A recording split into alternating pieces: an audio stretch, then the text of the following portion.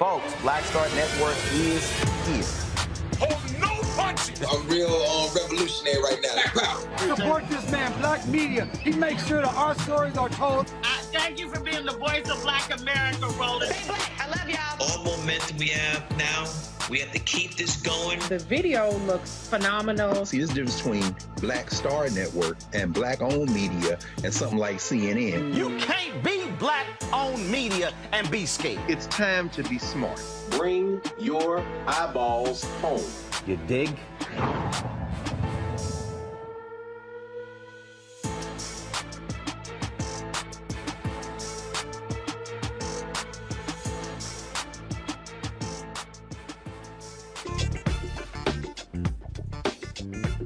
August 25th, 2022. I am Therese Garnier sitting in for Roland today. And here's what's coming up on Roland Martin Unfiltered, streaming live on Black Star Network. Since the pandemic and the recessions end, Black women and men are seeing significant increases in employment and labor force participation. Well, earlier today, I got to speak with Joelle Gamble, chief economist from the U.S. Department of Labor, about the latest report from the Council of Economic Advisors on the pandemic shifts in Black employment and wages. Los Angeles County will be paying out millions to Kobe Bryant's widow. A jury agreed that she and another family will continue to suffer severe emotional distress because sheriff's deputies, they took some photos of their loved ones after the 2020 crash of Bryant, his daughter, and 7 other people with their cell phones. And Black doctors are being fired from hospitals and schools at an alarming rate.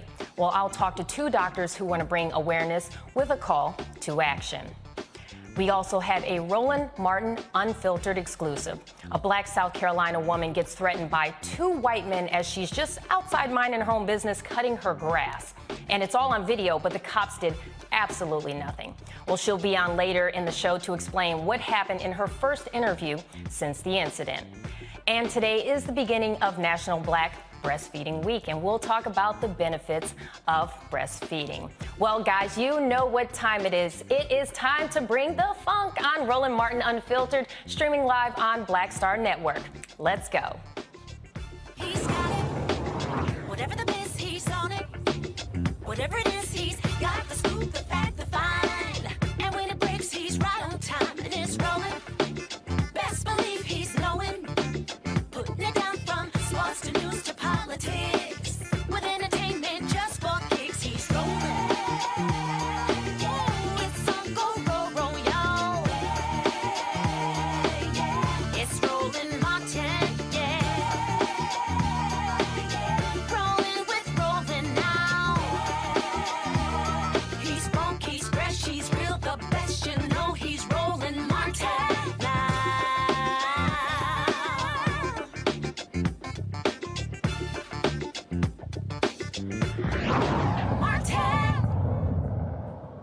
No one in America, and I can say no one, can say that the pandemic did not negatively impact them in some way.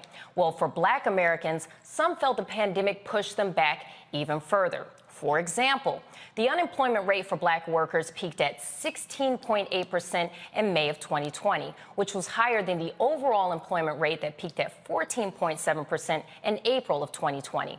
And since then, the U.S. labor market has rebounded. Black women and men have seen some employment and labor force participation gains. And earlier today, I spoke with Joelle Gamble about the new CEA analysis of pandemic shifts in Black employment and wages. Here's what that conversation looks like. As you know, there's a lot of news coming out today, and specifically when it comes to employment and wages. So I just wanted to jump right on in and ask you, what does the new CEO analysis conclude about the pandemic shifts in Black employment and wages? Yes, so every month we get new jobs numbers, and the media often reports on the top line job number, right? So in July, we added over 500,000 jobs to the U.S. economy. But what's important from the analysis done by the President's Council of Economic Advisors is that actually Black workers are doing particularly well in this recovery. So Black employment and Black labor force participation have risen faster in this labor market recovery than they have in the past 3 recoveries. And I actually have some stats that I want to ask you about. Some of the stats I found stated that Black women and men have seen larger rises in employment and labor force participation since the recession's end than the overall average. This also includes their labor market recovery that's occurring at a faster pace than it did during the previous 3 business cycles, which would be in 1990, 2001, and also 2007. So I wanted to ask you, what do you feel or think contributes to this? Yeah, so that's not a normal phenomenon, right? Frankly, in a lot of economic recoveries, Black workers are often the last to fully benefit. And I think that part of what is important about this story is that we have built, through a strong federal policy response, a labor market recovery that's truly benefiting Black people. The American Rescue Plan was really important to keeping folks' incomes, relatively high, which allowed them to spend money. And spending money in this economy means creating jobs. Not only that, we are really focused on empowering workers and making sure that they have choice in this labor market. So Black workers are not just getting jobs faster, they're also switching into jobs that are higher paying. And that's a very good point that you make there. Some of the analysis, the CEA's analysis, shows that recent wage growth for Black workers is stronger than that of the workforce as a whole, and it's slightly outpacing inflation. So can you explain why this may be the case? Yes, so I think it is really a part of the overall, goal that this administration has to build a labor market recovery that centers workers. And when you build a labor market recovery that centers workers and all workers, particularly Black workers who are not always the center of economic policy, they start to see more opportunities to take advantage of a labor market where employers are really looking to hire workers and get those jobs, frankly, and to switch out of occupations that don't pay as well and switch into occupations that pay better. And by being able to switch to a job that pays better than your last job, or get a job faster than you would have otherwise in a recovery, you are able to get faster wage growth. And so we're seeing that for a lot of Black workers, where they're seeing real wage growth. Like you said, that means wage growth that is outpacing inflation. So their paychecks are expanding faster than inflation. I love that. Who doesn't want to get paid more money? Everyone wants to make more money. Is there anything else you'd like to add? I just wanted to add that I think that this is important too in relative terms. So, the Black-white unemployment gap is actually closing faster than in prior recoveries. So there's always been a gap between the white unemployment rate and the Black unemployment rate. Frankly, the Hispanic unemployment rate and the white unemployment rate too. But that gap is closing faster and has been closing really fast under President Biden. And so that's also important that, we're seeing an opportunity for a little bit of closing of that gap. There's still more work to do to close that gap completely, but there are signs of progress. Excellent, excellent. Well, thank you so much for joining us and explaining that to us. So that's definitely a bonus. We're getting better jobs, we're getting better pay. I mean, this is, especially following a pandemic, this is great, great news. So thank you so much for joining us. Thank you for having me. So let's bring in our panelists so we can hear their thoughts on this. Right now we have joining us Erica Savage, the founder of Reframe Brain. We also have Reese Colbert, the founder of Black Women Views. And we also have Terrain Walker, the founder of Context Media. Thank you all for joining us. How are y'all doing today? Good. Thank you. Great. Excellent. One more day till Friday. But until we get to that conversation, we're going to have Erica start us off with what are your thoughts on what Joelle had just said a little bit earlier. Yeah, so glad to see you in the host seat again. You did great the other day. And that is a really good report to hear. And I love that she underscored this is as a result of the Biden-Harris administration. And she brought up the American Rescue Act. That was one of the first big pieces of legislation that administration brought in when they came into office, January 2021, if I'm not mistaken, that was signed into law in March of 2021. Reese with the receipts can definitely make sure that I'm correct on that. But we saw that put money into the pockets of Black families, and especially those with children as well, to include those that had more than one child. And so I think that this is important to see because we're in a space and age where there's instantaneous results. Well, this data needed to be quantified. And so now we're seeing a year later, the results and really the great economic gains that were brought in by the Biden-Harris administration with the American Rescue Act and all that it afforded to communities, but especially Black communities.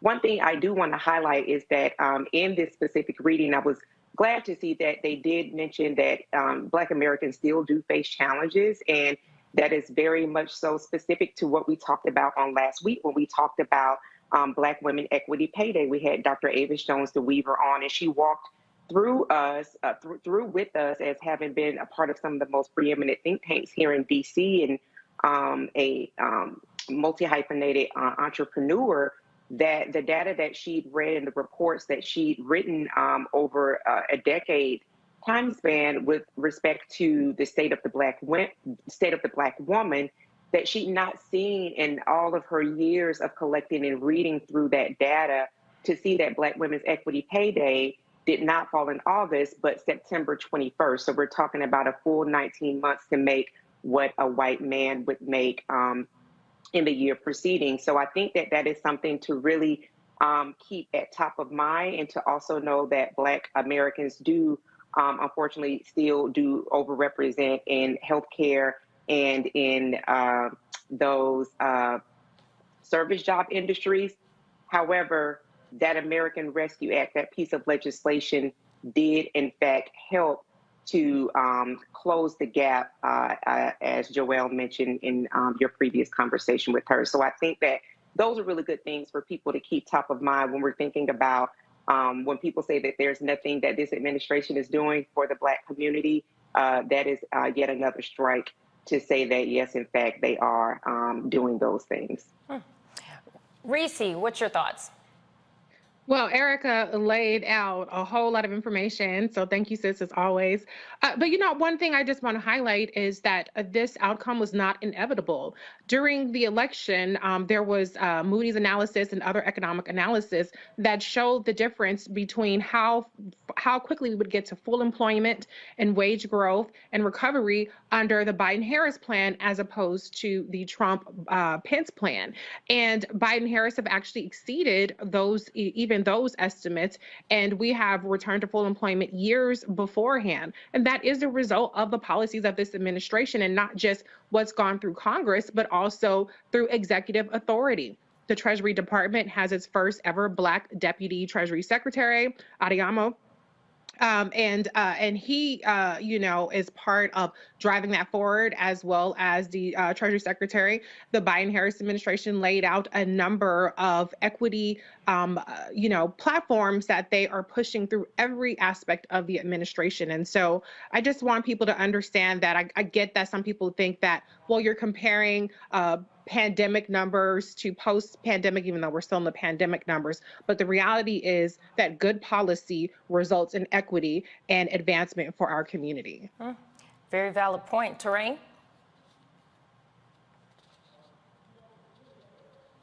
First of all, I want to say that I'm really glad to see Black workers getting a bump in their wages and being fearless enough to move into different jobs. I think a couple of things are happening here. We are, as you mentioned at the top of the show, we're coming out of a pandemic. And I think because of that pandemic, a lot of Black workers realized that they didn't have to settle for anything or just have to take any job to make ends meet. True, there was a lot of struggle, there was a lot of issues, but I think having their backs against the wall made a lot of Black people realize that, you know what, I'm at a point in my life where these are totally new circumstances. And if I want to branch out of what I've been doing and I don't have to settle for anything, I can do that. And I think that's what happened. And I think that's why you're seeing in the data that there's been a lot of bumps in higher wages for in different industries, and a lot of Black workers moving into higher industries. Another thing I think that is happening is that you're having a younger workforce move into play now, because you're having people who are graduating from college and graduating from grad school moving into the workforce, and a lot of them are younger, and a lot of them have grown up with seeing different options outside of what their parents and maybe their grandparents saw. So they're saying that, look, I don't have to go into a blue-collar job if I don't want to, although there's nothing wrong with that, and we've seen some gains in that.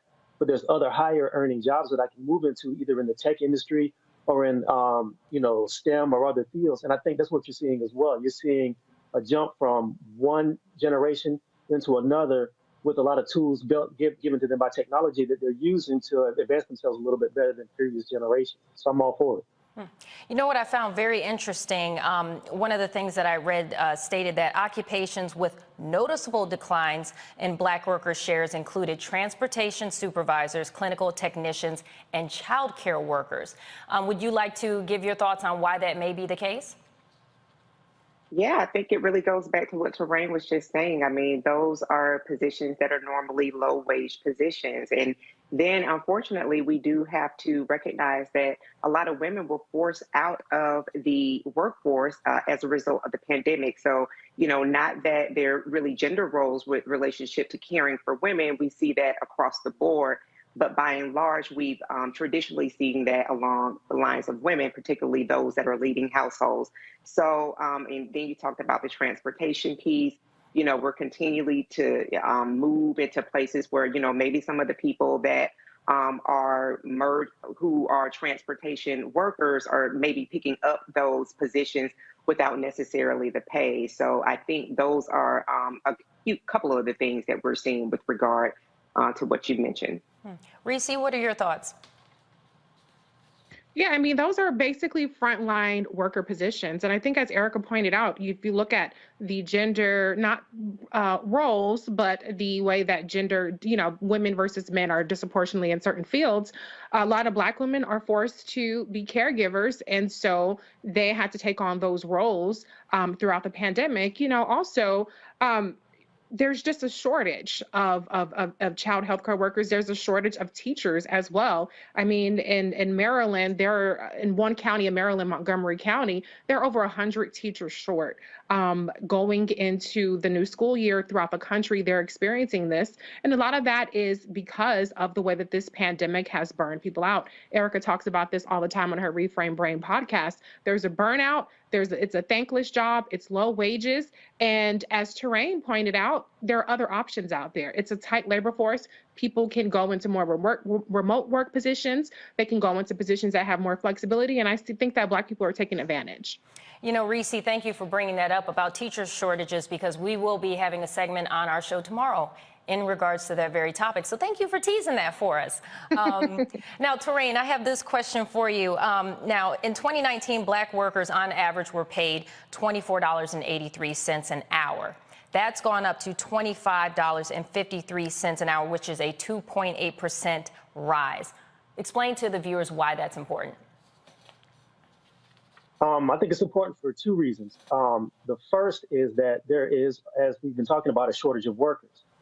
A lot of businesses are desperate to get people to come in and, but for lack of a better term, boots on the ground to actually do physical labor and do hard work. The other part of that is a lot of these corporations have been very stingy, and they've been very, for lack of a better term, just stingy about how they've been focusing on pay. And I think the fact that when you saw the pandemic get really bad, you saw fast food places started giving $16 an hour minimum and everything, when they could have done that 10, 15 years ago. Sometimes it takes having an empty store to make you realize that, hey, maybe I need to pay people what they're worth. And I think that has branched out from fast food into other places like service and retail and hotel work. So I think what you're seeing is just the market, and you're seeing the economy start to adjust itself to the fact that if you want people to come to work, you have to pay them what they're worth. That's very true. Ladies, do you have any comments on that? Reese or Erica? Oh, yeah. I mean, I think everything, I co-sign everything Terrain just said with results of that, pay people what they work. And I think that it's really, really sad that it took not only the pandemic, but then seeing that even as we had a vaccine that was available, boosters that were available, and people start going back outside, that there were just some businesses that people were not patronizing again. I mean, you could go down on 14th Street any day in DC and you would see the food trucks, and I mean, you would stand in line for your favorite food truck. Well, post pandemic and forward in the pandemic, as we are year 3 of the pandemic, we've seen that those people that had those food trucks really still continue to struggle because that foot traffic from people being in office coming out to the food trucks wasn't there. So, yeah, I think for folks that are in those service industry jobs that are doing the work that really helps for people who have short time and want to feed themselves or family or drive Ubers or things of that nature, make sure that those folks are taken care of. They're not getting tips. Minimum wage is not enough. And a lot of times these people are not only taking care of themselves, but multi-generational families. So absolutely pay people what they're worth for what they do, especially since CEOs came out as billionaires and trillionaires 2020 up until this present year. What I'm happy about is that we as a community are coming together and saying, no, we're not going to accept jobs that we don't feel comfortable with. We're not going to accept jobs that aren't paying us what we feel we are worth. So I'm glad that people started to realize that and are implementing that now, you know, and they're understanding the importance of having work-life balance and being paid what you're worth. And so that's very, very important. Reese, do you have any thoughts? Yeah, I just want to say, you know, a lot of emphasis is put on inflation, a lot of emphasis is put on gas prices, and those are very valid points. But I do think that when we have clear data, like what we're seeing in terms of labor force participation, when we're seeing in terms of wages going up, also what I want to bring up is the fact that there's record healthcare subsidies as a result of the American Rescue Plan, as a result of the actions that the Biden-Harris administration has taken to get more people insured, disproportionately benefiting Black people. So there are a lot of ways where people are getting a leg up in this new economy under this new administration and are bringing home more pay. Now, I get that it's being eroded in some cases, but if you're paying less for your health care now with the Inflation Reduction Act, there are people going to be saving thousands of dollars in medical expenses and prescription drugs expenses. There are so many ways that we are tangibly benefiting from the policies of this administration. I don't say that to be a cheerleader for it, but just to say that we have an election coming up, and there are clear differences in terms of the economic platforms, in terms of the healthcare platforms, with Republicans who want to turn Ron Johnson, a senator in Wisconsin, who is up for election, has proposed, and Marco Rubio, another person who's up for election against Black candidates, I might add, want to translate our convert entitlements such as Social Security and Medicare into discretionary spending. So a lot is on the line, and I just encourage people. I know that we're not always satisfied with a little bit of progress or inching up here and there, but let's just also evaluate what's being done on the Democratic side as opposed to what's being proposed on the Republican side. And I can guarantee you'll see that they have nothing but regressive policies that not only attack our citizenship, but will take us back in terms of our wages, in terms of our protections, and in terms of our health care and body autonomy. That's a good note to end on because we have to go to a break right now. But for those who are just now tuning in, this is Roland Martin Unfiltered on Black Star Network. Don't go anywhere. We will be right back.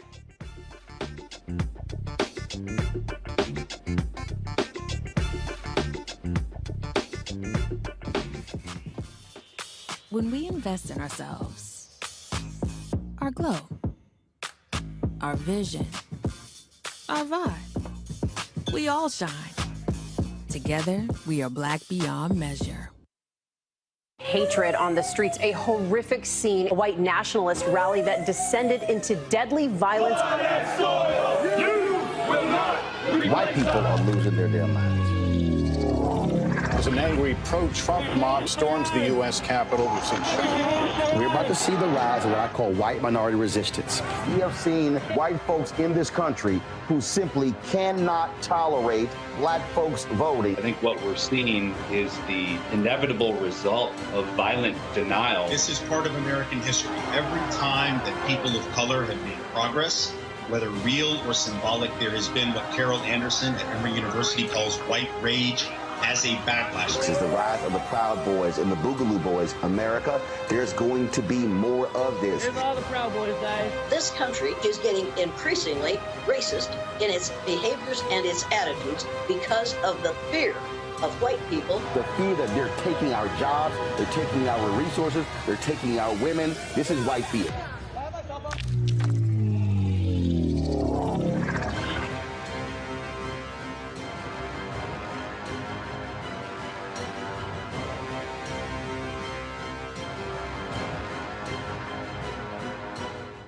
When we invest in ourselves, we all shine. Together, we are Black beyond measure. Pull up a chair, take your seat at the Black Table with me, Dr. Greg Carr, here on the Black Star Network. Every week, we'll take a deeper dive into the world we're living in. Join the conversation only on the Black Star Network. When you talk about blackness and what happens in black culture, we're about covering these things that matter to us, speaking to our issues and concerns. This is a genuine people-powered movement. There's a lot of stuff that we're not getting. You get it, and you spread the word. We wish to plead our own cause. Too long have others spoken for us. We cannot tell our own story if we can't pay for it. This is about covering us. Invest in black-owned media. Your dollars matter. We don't have to keep asking them to cover our stuff. So please support us in what we do, folks.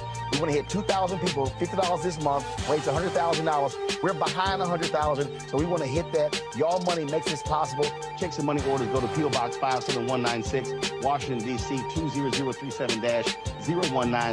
The Cash App is $RM Unfiltered. PayPal is R Martin Unfiltered. Venmo is RM Unfiltered. Zelle is Roland@RolandSMartin.com. I'm Shantae Moore. Hi, I'm BB Winans. Hey, I'm Donnie Simpson. What's up? I'm Lance Gross, and you're watching Roland Martin Unfiltered.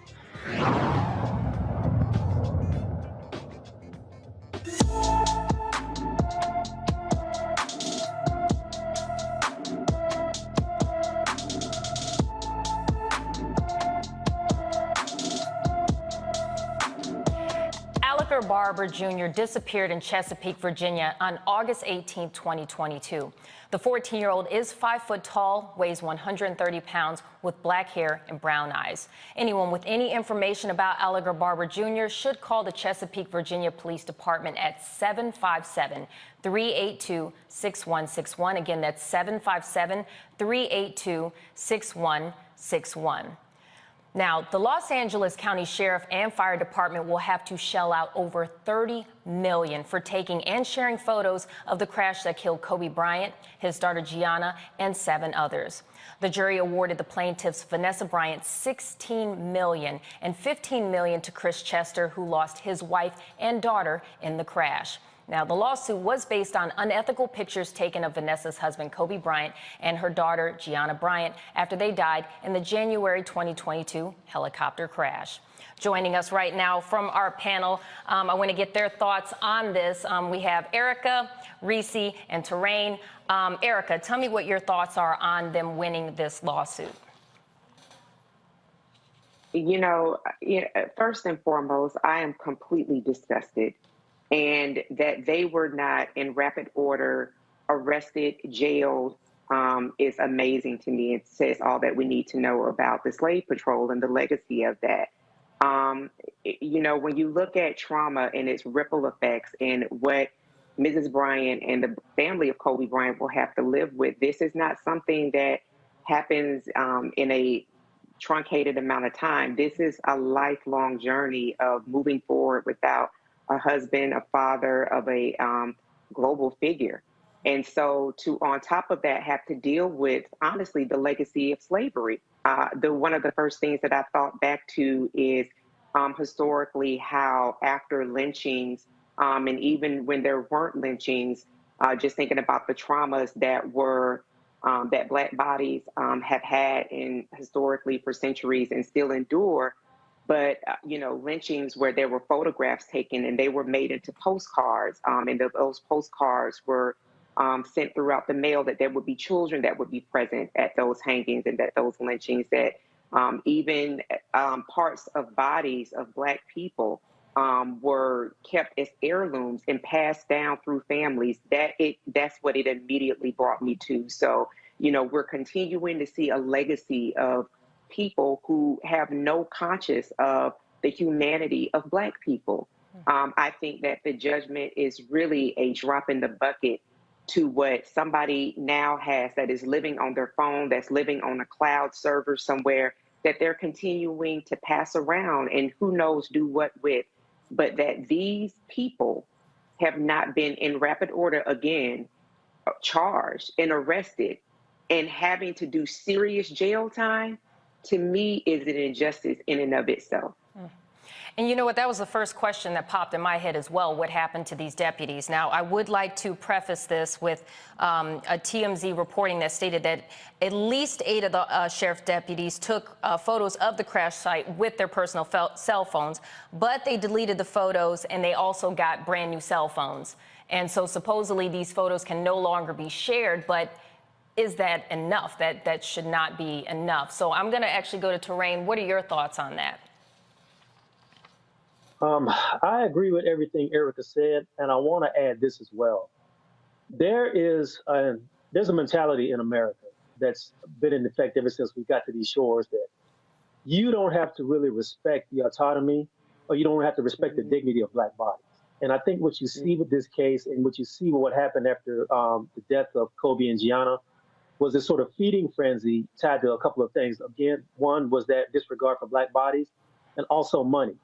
What people haven't talked about is the fact that these sort of things are very lucrative. You know, if you can get a picture of death, if you can get a picture of a celebrity death, if you can get a picture of any kind of celebrity, either misdeed or something that happens to a celebrity, there are websites out there, and there are newspapers out there, and there are magazines out there that are willing to pay you huge sums of money for this sort of thing.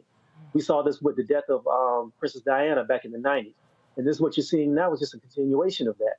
The other part of that is this. I think there's also, because of that greed and because of that obsession with trying to get paid off of getting some sort of issue of a picture of celebrity, that has left a lot of decency, and there's a lack of human decency out here in this culture right now. Some of y'all might remember, I don't know where a lot of you grew up from, but like in the South, there used to be a thing where like if a funeral passed you by, people would stop their cars and let the funeral pass by. Mm-hmm. There's this basic disregard for human dignity that you're seeing in this Kobe case is playing out.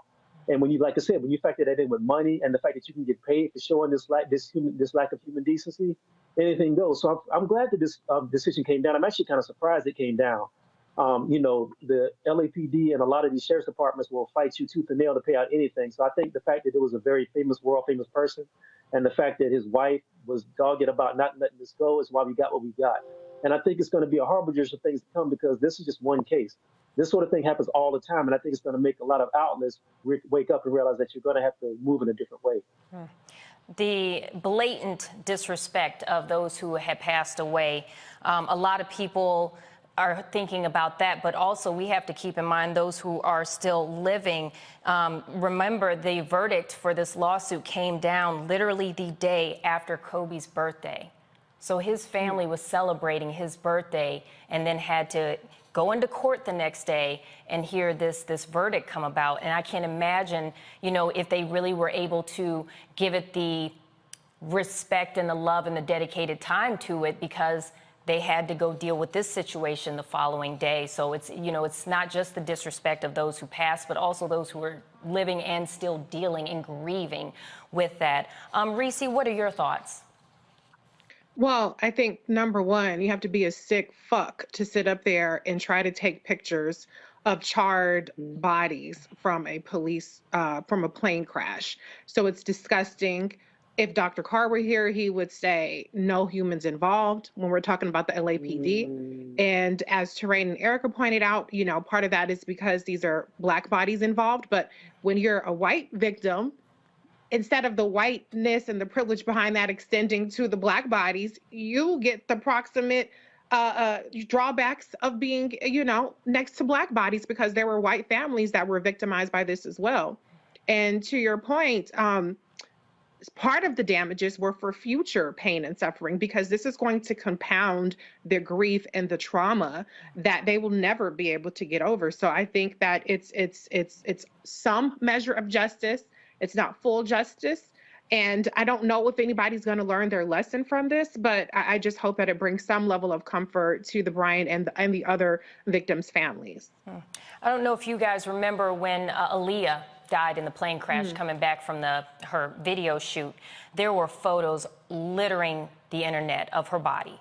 I still, to this day, I'm picturing it as I'm saying it. Those are things you cannot unsee. And I was a teenager when that happened. I mean, I couldn't imagine this family seeing those images of their loved ones. No one wants to remember their loved ones like that, you know, and especially in like Aaliyah's family's, in that situation. You know, those images are still online. But I would like to point out, though, that Governor Newsom did sign a privacy bill in September of 2020, which he called the Kobe Bryant Act, which was making it illegal for first responders to take photos like these individuals did unless they need them for law enforcement. But even then, still, they have forensic teams. You see them out there. You've seen CSI. They come out and they take their photos. Let them do that. You know, I really don't feel there's a need for officers to do that, especially if they have body cameras, too. There's no need for that. So that's my little tangent on that topic. But we're going to go to our next topic, which is also a very sad, evolving around a very sad shooting that happened in Texas. The Uvalde School District Police Chief was fired on Wednesday. Chief Pete Arredondo was accused of making several critical mistakes during the May 24th mass shooting at Robb Elementary School that left 19 students and 2 teachers dead. Now, the Uvalde Consolidated Independent School District Board of Trustees voted unanimously to dismiss Arredondo's 3 months to the day of one of the deadliest classroom shootings in U.S. history. Now, Arredondo was heavily criticized for not ordering officers to act sooner as the 18-year-old slaughtered students and teachers. Arredondo is the first officer dismissed over the hesitant and fumbling law enforcement response to the tragedy and has been on leave since June 2022. Now, let's go back to our panelists. What are your thoughts on this individual being fired from his position? It's 3 months too late.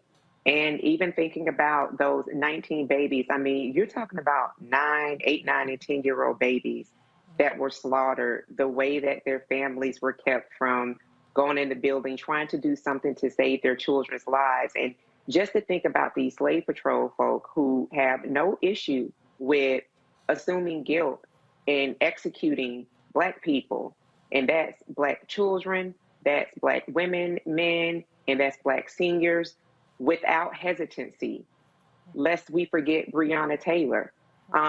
So that they had this hesitancy, that they had the type of machinery that I've only been accustomed to seeing when I was in the military, that had these military grade firearms, and waited, literally waited over an hour to go in to take out one gunman who with pleasure slaughtered 19 babies and then 2 adults, and the carnage that has unfolded after that, which will continue to reverberate for those families and the community at large for years to come. So, you know, the things that we continue to see from really folks who, you know, who are really saying, well, who gonna check me, boo? Because I feel like that is what law enforcement says every damn day of the week.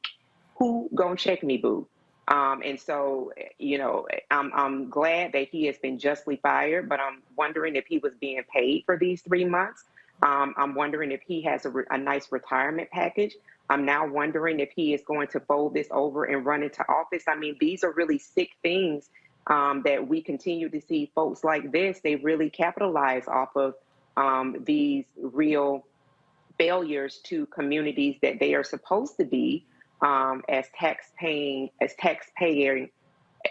servants of communities and paid by our tax dollars, how they're going to capitalize off of this. So my heart goes out to those families that continue to have to live through disheartening news of the failures of people who are paid by their tax dollars and still have to mourn the loss of what could have been their future. Terrain, your thoughts? I'm actually surprised that he resigned before he got fired. You know, I've covered a lot of police activity and protests and covering like demonstrations and things like that. And I can say that when police forces and police departments are faced with unarmed people, and when they're faced with unarmed people who are voicing their opinions, they don't move like that. So on the one hand, obviously it's horrific that this tragedy had to unfold the way it did. But if anything came out of this that the rest of the public can see, is that a lot of this propaganda and a lot of these myths about American policing that we've been fed are false. Because you had heavily armed police officers standing outside afraid to move in to neutralize an active shooter who was endangering and taking the lives of young children. We are fed a lot of ideas and we're fed a lot of propaganda about how police are always the heroes and always the good guys, and they're always ready to move into harm's way when there's a real threat. This video and countless videos like that show that that's not really the case. And a lot of times, that's not saying every police department, that's not saying every police officer, but this was a gross dereliction of duty. It was gross negligence, and it was ridiculous to see these children be slaughtered when there were active first responders in the building who would not move on that. It doesn't make any sense because you see all this, the funding of the police that happens. Police are getting military grade hardware. They're getting armored vehicles. They're getting vests. They're getting Kevlar. They're getting basically, like I said, military grade vests and military grade equipment. And they're not using that equipment to go move in and neutralize a threat to children. But they had lots of time to sit out there and push back families and throw concerned parents to the ground. So I think that what had to happen. And my hope is that this sparks a further conversation about the need for militarizing the police and really training these people to move in the way that they're supposed to. Good point. Reese, we haven't heard from you. Yeah, I mean, I know he resigned from a position in the city council, but he was fired here. And I just think it's disgraceful that he even needed to be fired because he shouldn't have been able to look his punk ass in the face knowing the kind of dereliction of duty he had that day. But it shouldn't be just him getting fired. The person who stopped for hand sanitizer in the halls while there are children who were cloaked in their classmates' blood to try to play dead, he needs to be fired. The cops that were out there tackling and harassing the parents who were trying to get to their children, who had more gusto and more bravery than any of those hundreds of officers that were on the scene, their asses need to be fired. Matter of fact, they should just disband the whole doggone police force there and start over with the parents who had more guts than them. Let them try being the police officers and actually bringing some safety to that school, because every single one of those police officers failed that day, point blank in the period. There's always going to be a fall guy. He deserves every bit of punishment that he's getting, but it is not nearly enough. And he should be banned, not that you could do this, but he should be banned from serving anywhere. He was already demoted years earlier from another position that he was in. And these cops, unfortunately, can just go on to the next department, move miles down the road, move to another city, state, and go on about their business. But his name should live in shame and infamy to where he is unhireable from here on out. And you're right, it happens far too many times where police officers mess up and they just go to a different department, you know, and then they're still in this position even though they're messing up. They've got to fix these problems.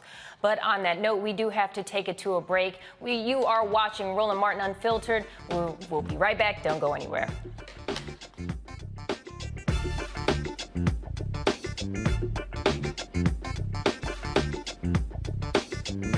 When we invest in ourselves, we're investing in what's next for all of us. Growing, creating, making moves that move us all forward. Together, we are Black beyond measure. On a next A Balanced Life with me, Dr. Jackie, our kids are going back to school. After 2 years of disruption, thanks to COVID, are we ready? How to help them to prepare, and what are the warning signs that our children are showing us? Social, emotional, physical. All of these stressors and anxieties will be impacting our children. They'll be facing new challenges, anxieties, and emotions. And the adults in their lives need to figure out how to pull themselves together so that our kids will be able to do the same. Adults need to be paying closer attention now more so than ever. This generation who feels like they're unguided, we need to provide that guidance. That's next on A Balanced Life with me, Dr. Jackie, here at Black Star Network.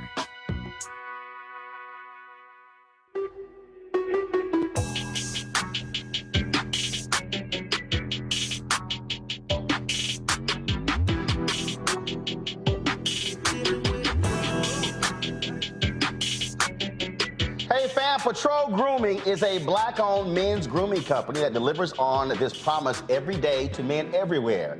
Everything we do, every product we make, is designed to help you to present your best self. It's a promise they've kept since 1991 when they first introduced the Bump Patrol brand, the #1 men's product for a smooth, bump-free shave and silky skin. Millions of customers count on their exceptional skincare products, which can be found at more than 30,000 retail stores in more than 50 countries around the world. Now you can have exceptional beard and skincare products that are as unique as you. Fellas, as we prepare to head back out into the world as COVID restrictions are being lifted, it's time to get our groove back. You can visit patrolgrooming.com to order a Patrol grooming box. And do this, use the discount code, #Roland30. That's #ROLAND30 for a 30% discount at the checkout. We appreciate Patrol Grooming being a partner with us here at Roland Martin Unfiltered and the Black Star Network.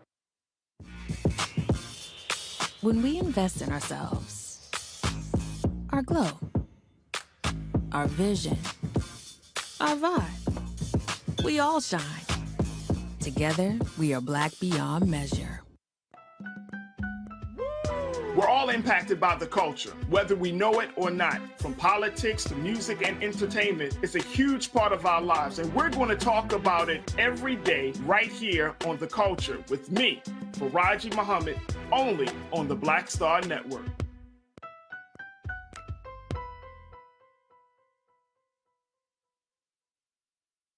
Hello, I'm Bishop T.D. Hi, y'all doing? It's your favorite funny girl, Amanda Seals. Hi, I'm Anthony Brown from Anthony Brown and Group Therapy. What up, Lana Well, and you are watching Roland Martin Unfiltered.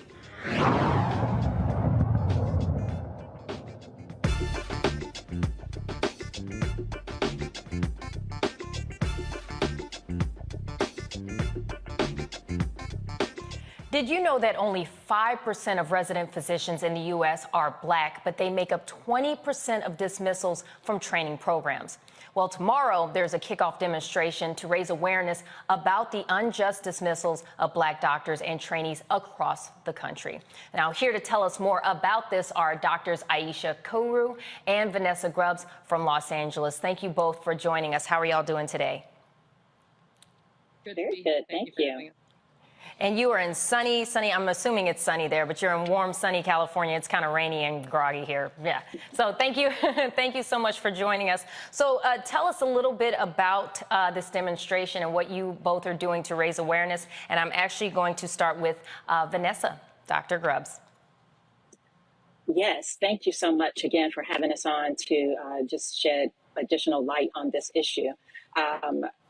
So this is our kickoff demonstration for Black Dot Village, which is a new nonprofit that myself and others, including Dr. Curry, have founded for this particular issue. And what we want to do is really disrupt this system, the system that keeps pushing out Black doctors at every level. And we're centering this particular event around Dr. Curry, because it is a very out there event, but it's so much bigger. There's so many more people, and there's so much work that needs to be done. Because what we're looking at is the assumption is that, well, they're getting pushed out disproportionately because they can't do it, because they can't make it, and people like to trot out MCAT scores and that kind of thing. And the reality is what is happening is that there are so many people. We're already seeing this really disheartening pattern where people, something happens and then they get this spotlight on them, and then they're called unprofessional, and they're pushed out for reasons that their non-Black peers are just left to continuing on with their careers. And this is particularly devastating to the individuals because, and we're starting our focus with resident physicians because these are the most vulnerable part of the larger population. They are getting their entire careers derailed, some of them with more than $200,000 of debt, and they can't be a doctor anywhere. And for silly little things like not getting your chart signed up on time, or just all of these disagreeing with a senior person is not okay, and we are about disrupting that. And we think way too many people just aren't aware of what happens. My sense is that most people think you go to medical school, you pass your test, and then you're a doctor. But no, it's not that at all. The system is likes to focus on this pipeline of trying to bring more particularly Black and brown young people to medical school. But nobody is talking about how the system, medicine in and of itself, is actively like punching holes in this pipeline and pushing young doctors out from medical school on up to throughout faculty. Most of us have a story. None of us is unique. And what we want to do with Black Dot Village and with this campaign is really just make sure that people are aware that Black dots belong, we matter. We are not just important for the Black community, but we provide excellent care to all people.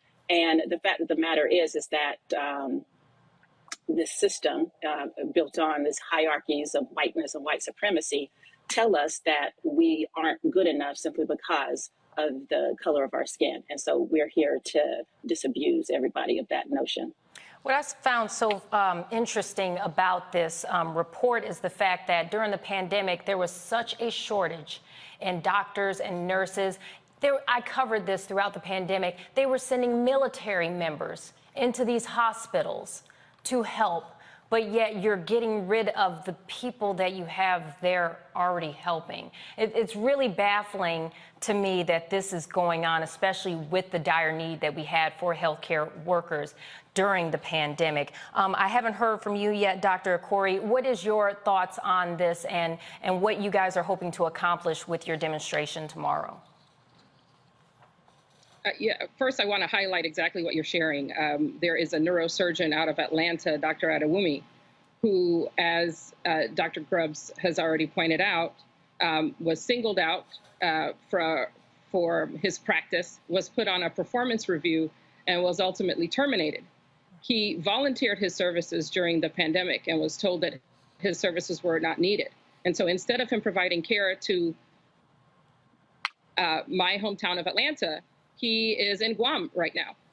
My hope in this demonstration is truly to bring awareness, to bring the regulatory agencies that are responsible for medical education, who are responsible for our hospital and clinic services, to bring them to account, because they should be responsible for all of the care that is provided in the United States, and that means that they have to be responsible for the workforce. And we are not going to achieve health equity amongst our population if we don't also have workplace equity. And some of the important reasons why it's so important to have representation in the healthcare field. For instance, some of the stats I found showed that Black infant mortality rate is cut in half when they have Black doctors. Also, Black-white male gap in cardiovascular mortality drops by 19% when you have when Black men see a Black doctor. So it's in the healthcare in itself, it's so important because we're going to see less deaths when you have a Black doctor helping a Black patient. So if you would like to expand on that more, I'd love to hear your thoughts.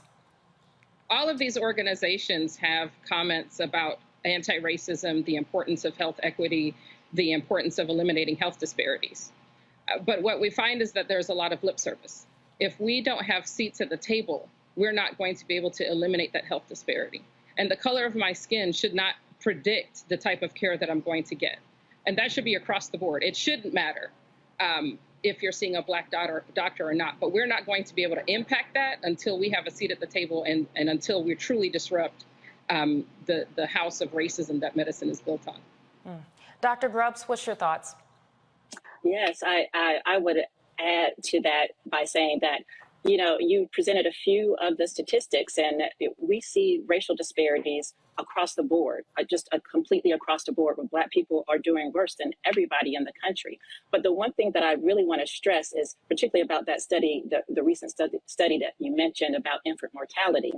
The thing that we're not talking about enough is, yes, babies who had Black doctors, their mortality was reduced in half, but the white babies were taken just as good care of. So I think that's an important point, that this is affecting everyone. And the fact that the system is pushing out doctors when we have a shortage, period, and particularly among the Black community, 13% of the U.S. population is Black. We have roughly 4 to 5% of the physician workforce is Black. most Black people want a Black doctor, but say it's really hard to find a Black doctor, but yet the system is pushing us out over things that don't matter. I could see if it was, putting people in harm's way, but the studies are out there. They're showing time and time again that we practice good medicine. We are good doctors. And it's really something that we have to, as Dr. Curry said, I want to echo, to hold all these organizations accountable for allowing the system to continually do this, particularly at the resident physician level. There are billions of dollars that is poured into graduate medical education, and no one is held accountable to making sure that these programs treat everyone equitably, and that these programs are incentivized to actually graduate people instead of just recruiting them to their programs and then really derailing their entire careers. So tomorrow you have the Black Docs Belong that's going to be happening. And from my understanding, it's not only a local protest, but it's also a national campaign as well. Can you tell our viewers a little bit more about that in case they want to get involved? Can they get involved virtually, and where you're actually holding it in California in case there's individuals that want to show up in person? And that's for Dr. Yes. Corey, sorry. Curry, okay, I'll be quiet. So in person, we're meeting at the Hilton in Pasadena. We're encouraging people to register online and register with Black Doc Village, because our hope, again, is that this is not a one-off. Our hope is that this is a campaign that keeps going strong as long as we continue to hear distress calls from residents, doctors who are in training. I think what's most important is to start having the conversation. Why is it important for representation? Why is it important for you to see a Black doctor? What are the dreams that you have for your own children who are interested in science and specifically medicine? We want to dismantle racism in medicine. We want to make it a safe place for people who look like us, and we want to make it a safe place for patients to be treated. Dr. Grubbs, is there anything you'd like to add about what's going to happen tomorrow? Well, we shall see. I'm very excited about it. Very excited about just bringing more attention to the issue. We really have no idea who's going to show up, but we're bringing the energy. And what we're doing here is we're really just at the beginning of building a grassroots effort to get more and more people on board, more and more people aware, and more people to take action. Because, Black Dot Village, our personal way of thinking about this is that we're about forcing change. We are about becoming a force to be reckoned with, so that these different places around the country know that if you want to mistreat our young people, then you will have Black Dot Village to reckon with. And we're not about, politely asking, because that's what we've been doing as individuals and other small groups for decades, centuries, if you will. So the time for things to change is long past due, and Black Dot Village is committed to really pushing the edge forward on this. And we just really want to get as many people on board as possible and have people be as active as they can be. And we know that everybody is not able to just kind of get out in the street and protest. But we have plenty of other ways for folks to engage as well. Please visit our website. We're at black.village.com. Give us money. Sign up to be involved in various aspects, and help us figure this out. We are just starting out, but we are committed to seeing it through.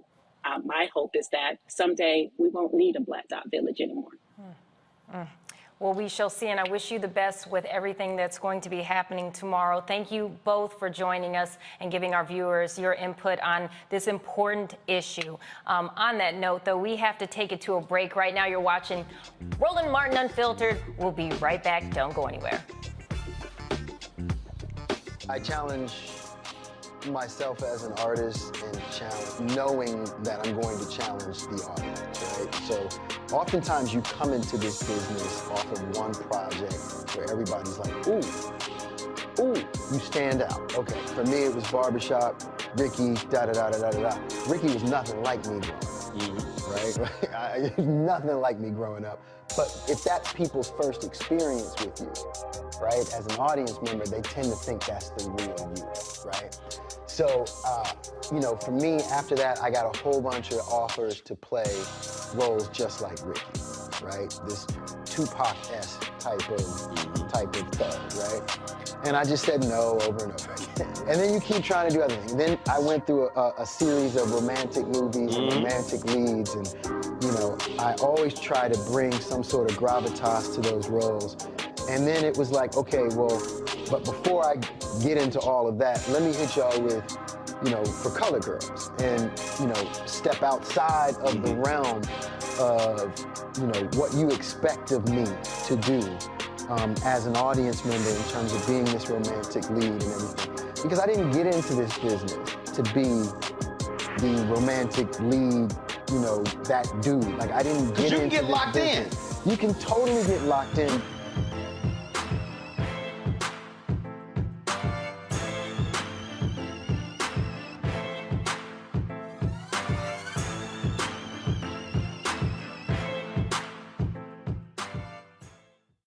When we invest in ourselves, we all shine.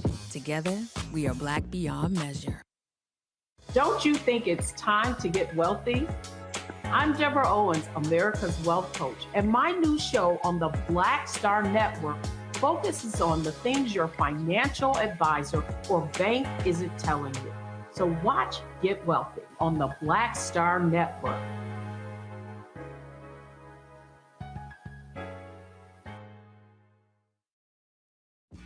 When we invest in ourselves, we're investing in what's next for all of us. Growing, creating, making moves that move us all forward. Together, we are Black beyond measure. When you talk about blackness and what happens in Black culture, we're about covering these things that matter to us, speaking to our issues and concerns. This is a genuine people-powered movement. There's a lot of stuff that we're not getting. You get it, and you spread the word. We wish to plead our own cause. Too long have others spoken for us. We cannot tell our own story if we can't pay for it. This is about covering us. Invest in Black-owned media. Your dollars matter. We don't have to keep asking them to cover our stuff. So please support us in what we do, folks. We want to hit 2,000 people, $50 this month, raise $100,000. We're behind 100,000, so we want to hit that. Y'all money makes this possible. Checks and money orders go to P.O. Box 57196, Washington, D.C. 20037-0196. The Cash App is $RM Unfiltered. PayPal is R Martin Unfiltered. Venmo is RM Unfiltered. Zelle is Roland@RolandSMartin.com. Hatred on the streets, a horrific scene, a white nationalist rally that descended into deadly violence. White people are losing their damn minds. As an angry pro-Trump mob storms the U.S. Capitol, we've seen We're about to see the rise of what I call white minority resistance. We have seen white folks in this country who simply cannot tolerate Black folks voting. I think what we're seeing is the inevitable result of violent denial. This is part of American history. Every time that people of color have made progress, whether real or symbolic, there has been what Carol Anderson at Emory University calls white rage as a backlash. This is the rise of the Proud Boys and the Boogaloo Boys. America, there's going to be more of this. Here's all the Proud Boys, guys. This country is getting increasingly racist in its behaviors and its attitudes because of the fear of white people. The fear that they're taking our jobs, they're taking our resources, they're taking our women. This is white fear.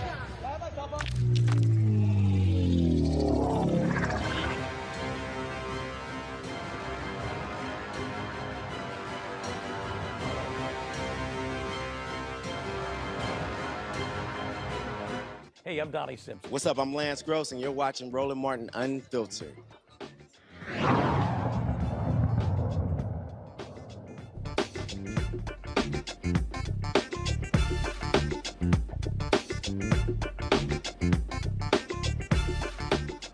A Black South Carolina homeowner cutting her grass was threatened by her white neighbor and his son, who shouted racial slurs and yelled that he would murder her. I'm not making this up, folks. You'll only see the story on Roland Martin Unfiltered, and luckily for Shirley Ann Montgomery, it was caught on video, and we have that video. Take a look.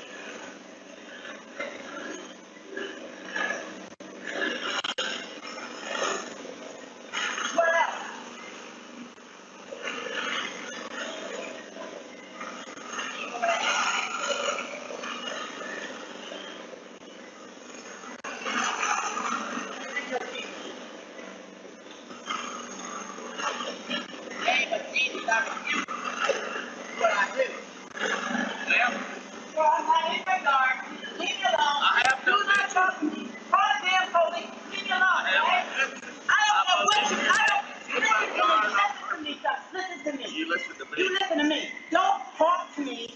If you cannot talk to me right, but leave me alone. Period, sir. I have pictures. I don't care what you got.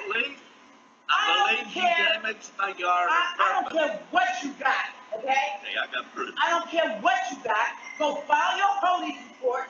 Go do whatever you need to do. But I tell you what, you better cut the tree from my yard then, okay? It's not in here. Yeah, it is. It's leaning over. You cut my outside, okay? You don't shut the fuck up, you dumbass bitch!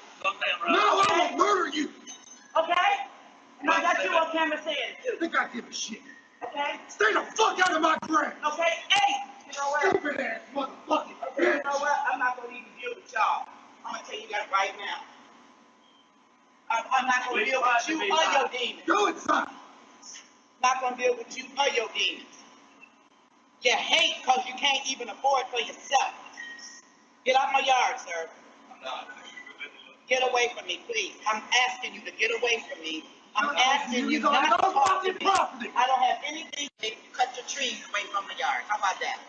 Okay, you cut every one Okay, so ma'am, I am being harassed by my neighbor. I've been threatened by my neighbor. I have it on camera. I'm cutting my yard out here in Lake Carolina. I'm not going to be harassed by this white man, by anybody else. I'm minding my business. I'm not going to be bothered. I'm not going to be harassed. I need a police report because I want to put a restraining order, and I'm done with this neighbor and his crazy. I really am. The address.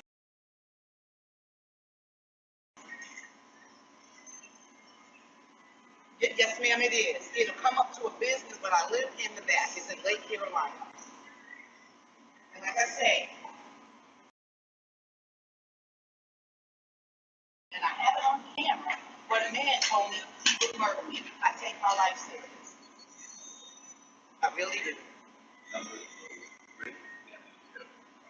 Really do. And now he called the sheriff's department, which I really do. Shirley Ann Montgomery is joining me from Los Angeles for this Roland Martin Unfiltered exclusive. I have so many comments on this. First and foremost, thank you so much for joining us, and I am so sorry you had to go through this. Yeah, me too. So the first point I wanted to bring up was, one, you're outside cutting the grass. You may have went in a little bit onto his property potentially. Who complains about that?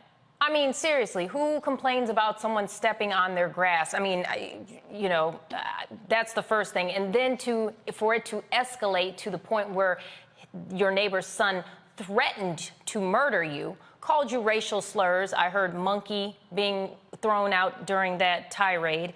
And so I'm just trying to find out, is this the first time this kind of incident has happened? And then tell me a little bit about how it got to the point where we saw the video where the son was coming out and threatening you. Well, this is the first time that particular incident happened and got to that point. I've had amicable relations as far as communicating with the neighbor. Hi, how are you? times where he was upset with the HOA and he wanted to press charges against the HOA as far as filing a lawsuit and what have you. However, we have said hi off and on, and then the neighbor began to stop talking. So I stopped talking and I said that this neighbor was not very sane to me in his mindset, off and on communication. So I just eliminated all communications. So I was caught off guard by his behavior, actually. And so you said that wasn't the first incident or instance of you guys kind of, I guess, so to speak, butting heads. So when was the point where it got to this point where threats were being made, and that's when you made the police report?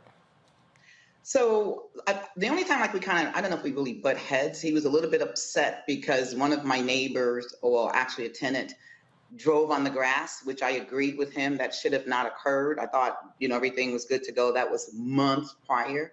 I've never interacted with his son. So all of this was very fresh and very new to me. I became very, I guess, aggravated by his actions because he was banging on his kitchen window at me. When his guy cuts his grass, they go over in my yard.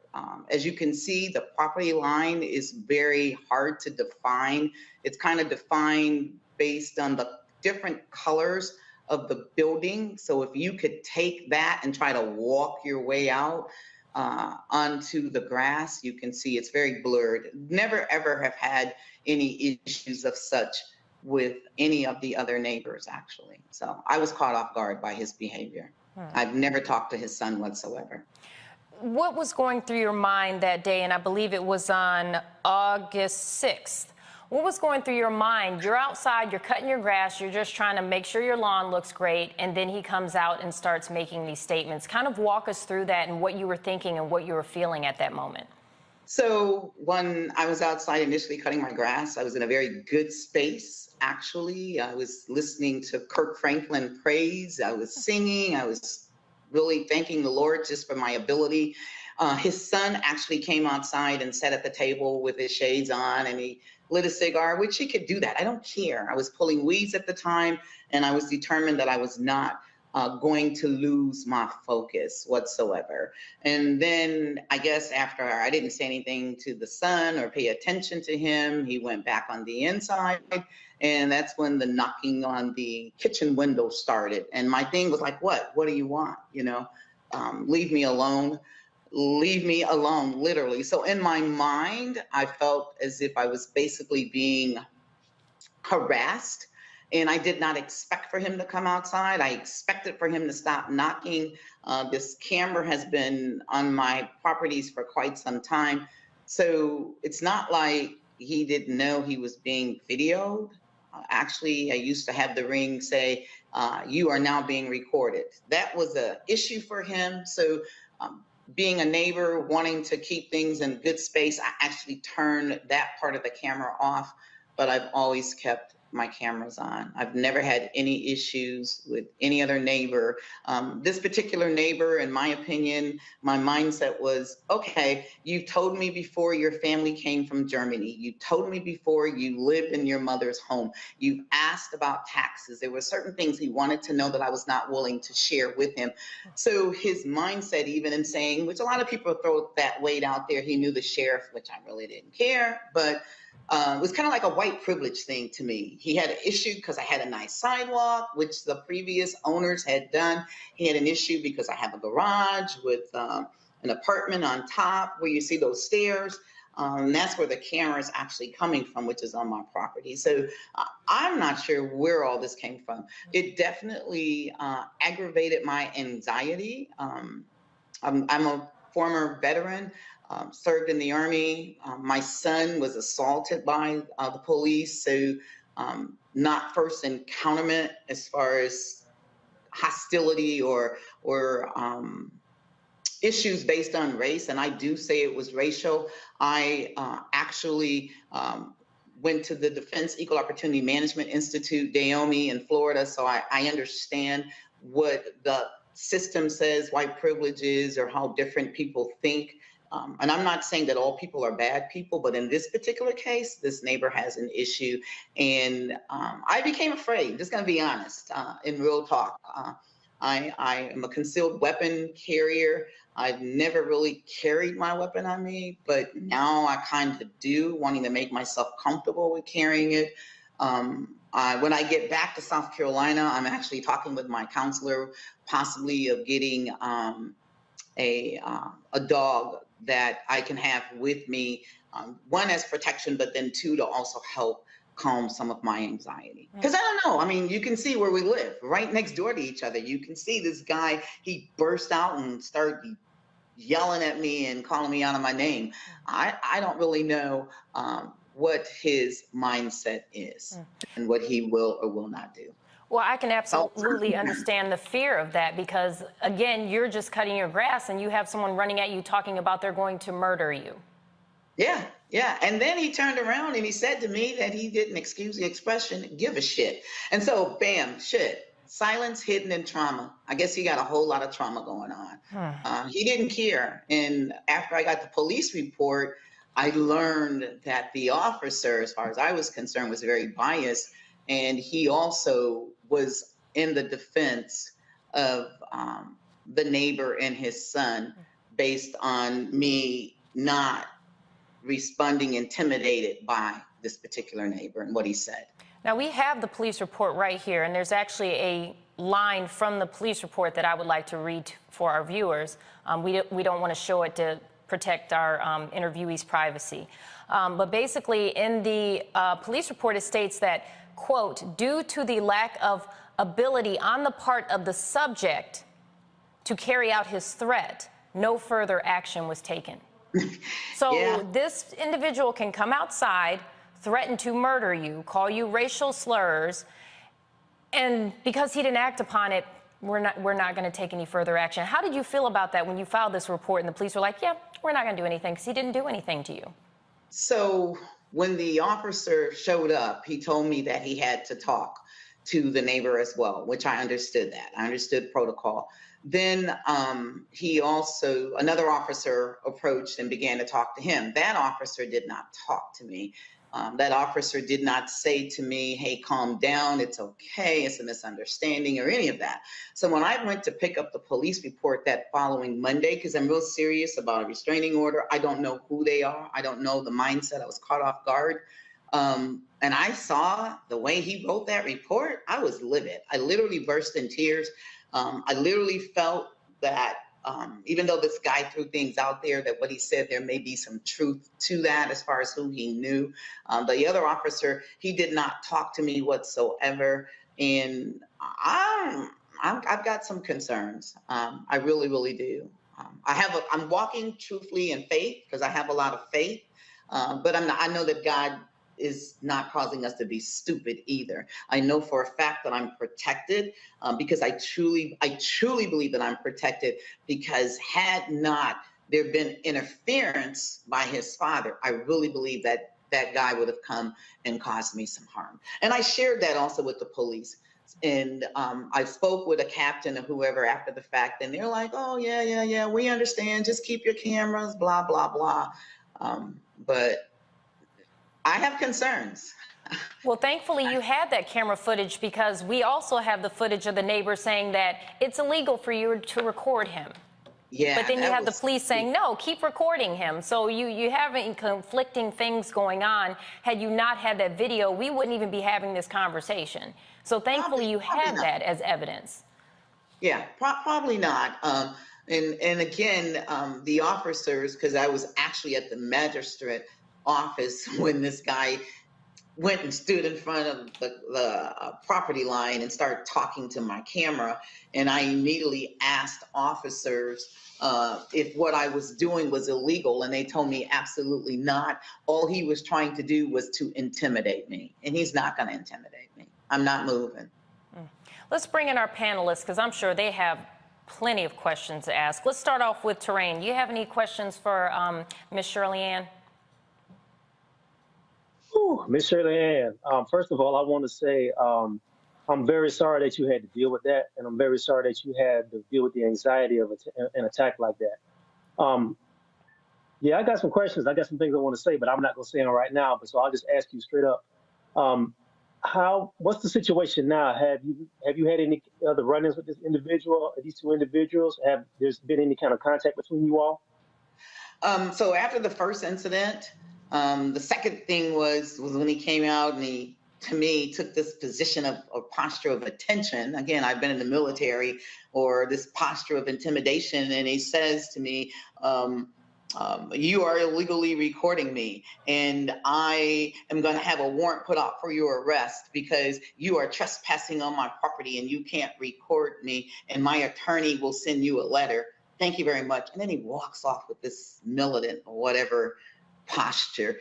So it's kind of been like church mice, quiet.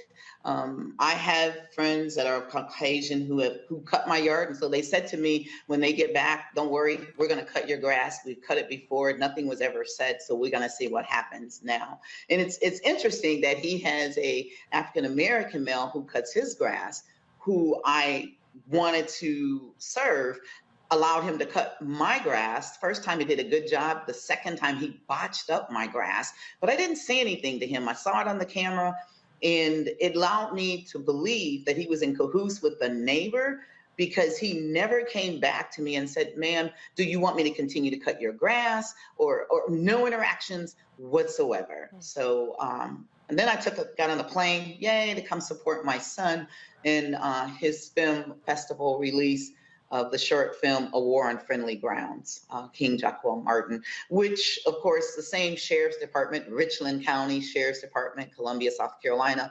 were the ones who came to my assistance to take the report. And I was very shocked to learn that this officer actually closed the report because I told him that I wanted to put a restraining on her. And I was like to this captain who sounded like me, "Okay, so what's the protocol?" Nobody never called to reach out to me. I filed in internal affairs.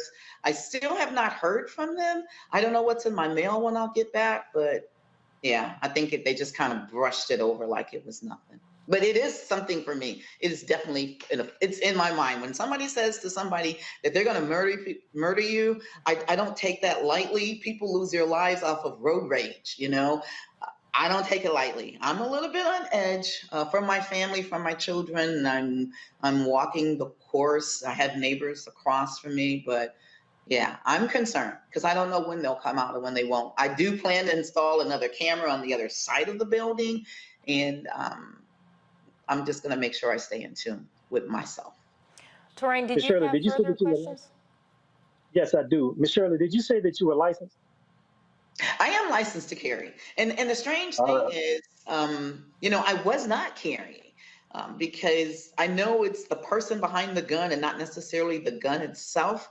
But I went on a walk, I carried, I'm working at making myself feel comfortable with this carrying process.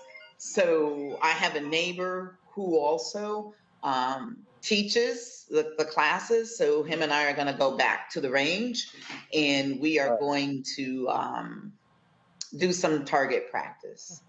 Yeah. And as a veteran, you should be able to get that either discounted or for free. Don't ask me how I know that. But you should be able to get that for free. So make sure you ask about that when you go to the range. Got it.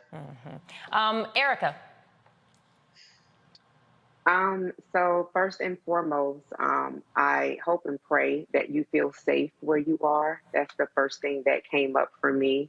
And as everyone on the panel, you know, really our heart goes out to you for this position that you have to be in. And as a veteran myself, I salute you and thank you for your service. That this is definitely not something, oh, bless you. Thank you so much. And I honor you and how you're standing in your faith, you know, 1 foot in the kingdom, but 1 foot in the natural, understanding the balance of both of those things. I have some familiarity with Columbia, South Carolina, and can say to you that what you experience with regard to law enforcement is of no surprise. They are lackadaisical from A to Z. However, one of the things that I did hear you say was that homeowners association for where you live. So I'm wondering how you have navigated communicating a severe threat. You know, what we would say in the military would be a threat con delta.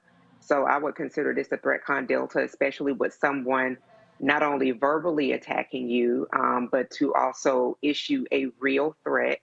How has the homeowners association, if you communicated this with them, been able to help to navigate maybe even removing, I'm not sure if he's leasing or if he's paying a mortgage there, but have they been of help with this hostile neighbor that you have that has issued a real threat to you and to your life? So I actually shared the video. She was actually taken by surprise, and she shared that she would take it to their legal team. Like I said, maybe a week or so after I left and I came to LA. I think that following weekend I actually flew out here, or it might have been a week. Just kind of tried to keep myself busy.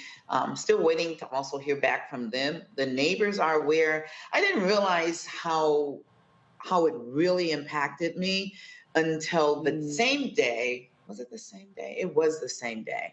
I was at the pool walking because I went to go to the association, not realizing that they were closed because it was a Saturday. And it was like my mind just racing. And one of the neighbors, white female, she stopped and she talked to me and she said, I heard a whole lot of noise, but I didn't know what was going on. So I shared it with her. And there was this Caucasian male that was across the street. And he stopped and he said, hey, I have no idea where this guy was, but he said, hey, are you okay? And I literally just burst in tears. For a couple of reasons. One, because I didn't realize how traumatic that experience was for me, because, you know, we're all tough, hua, whatever. And the other part was that man looked like the man who threatened me. And he cared enough to inquire about me. So I had kind of mixed emotions going on with me at that time. When I get back, I do plan to do a follow-up. This neighbor told me some time ago that he was going to put a fence up. I'm waiting on him. I wish he would put a fence up. On the long side of my property that you cannot see is some vegetation like fruit or whatever. And I said to him when he told me about putting up the fruit, the fence, I said to him that I wanted to plant, you know, some herbs or whatever. And he's like, well, you're not going to be able to get to it. Well, there's a meter over there. I'm smart enough to know that Dominion, which is a electricity gas company, has to have access to that meter.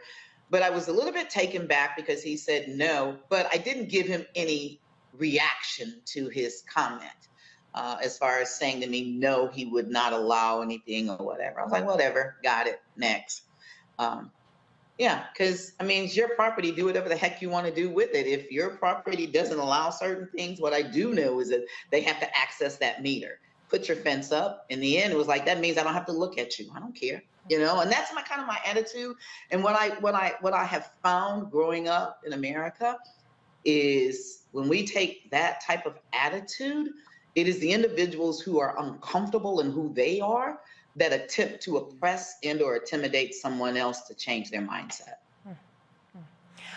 Reese, I'm going to get to you in 1 second and let you ask your question, but I wanted to ask Shirley Ann, just as far as something that you stated, you said you saw an individual who looked like the man, and even though it wasn't him, you ended up bursting into tears and crying. I'm almost wondering if this incident almost caused a sort of PTSD, so to speak.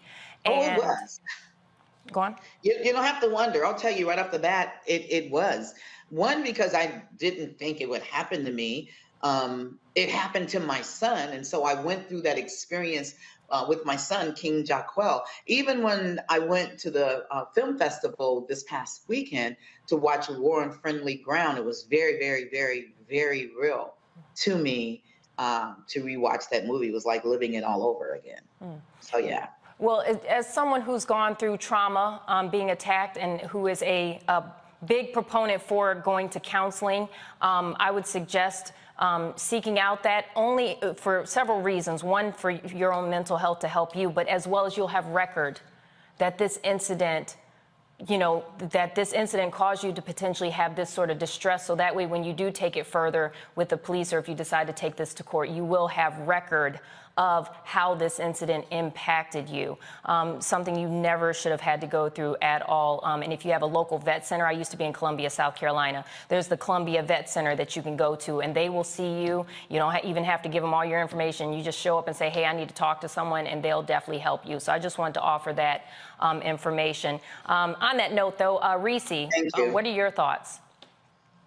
First of all, Ms. Montgomery, I'm sorry that you had to experience this. I have to say I do like your style. I liked your energy in that video. A lot of times we do, put on the veneer of strength, and even though we're terrified on the inside, but I do appreciate how you conducted yourself by not backing down. One comment is I would suggest, maybe not you, because I understand how distressing this is, but maybe an ally, maybe a neighbor, checking their social media and seeing if they're saying anything about this to help use against them at some point. If it's a civil suit or restraining order, a lot of times these folks like to tell on themselves. So I would make that recommendation. And then the question I have for you is, since you aren't getting a lot of cooperation out of the police department, is there somebody in city government that you can reach out to, to kind of enlist to help you with getting more responses out of the police department? So I did speak with my counselor. I'm big on counseling. I believe it helps us. And so what she recommended was that I reach out to Sheriff Leon Lott, send him the video. He may or may not be aware of what was going on. And it'll be interesting to see how they'll respond, because they will learn that I am the mother of the officer from that same department who assaulted my son. So that's going to be kind of interesting. And I had a conversation with Leon Lott, had it on recording, I don't know where it is, when my son's incident happened in 2005. And what I understood was, what I said to him was, very professionally, is that officers are indicative of their leaders. Of course, that comes from my military background. Your soldier is indicative of how you lead them. And he probably took that offensive. And for me, it was like a threat, like, don't call the police department, don't come to the police department, Internal Affairs has it. And I felt that if I would have went to that police department, he probably would have arrested me for some petty charge of harassing the police or whatever. So I kind of backed away a little bit, but the message was very clear. So we'll see how he will respond to me. As far as I promise you, when you all did the clip and then my address was there, I was like kind of cringed a little bit. But my whole piece is, one, I know that God has me, and two, I just believe it'll work out for my good, and three, if this guy is not a part of the process of the end, and of course I know we can speed things up with life, then he can't touch me. And it's a spiritual warfare from that angle for me, literally. Shirley Ann, I wanted to thank you so much for joining us today. I would hope that you would keep in touch with us, and as this story keeps developing, and keep us updated on how it goes. But again, I'm so sorry that you had to go through this, even just as a woman in South Carolina, but also as a veteran having to go through this. You should not have to endure any of this. And so I'm so sorry for that. But thank you for sharing your story. And I hope that you're able to get some justice, and hopefully maybe their ears will perk up and they'll actually start listening now that you're being outspoken about this. So thank you so much for joining us. On that note, you are watching Roland Martin Unfiltered on Black Star. We're going to a break, but we will be right back.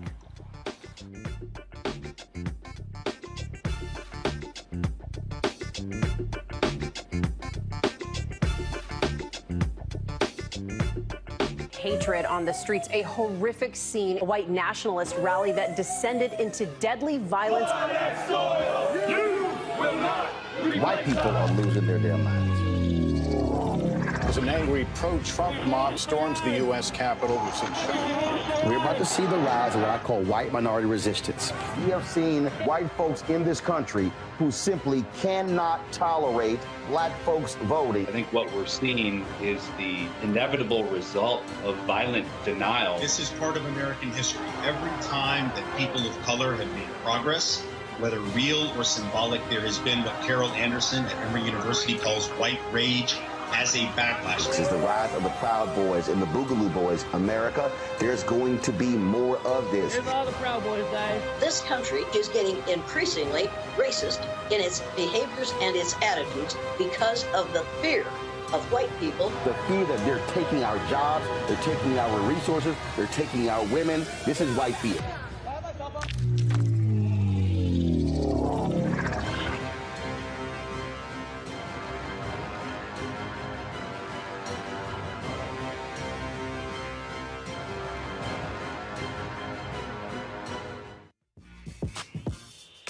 When we invest in ourselves, our glow, our vision, our vibe, we all shine. Together, we are black beyond measure.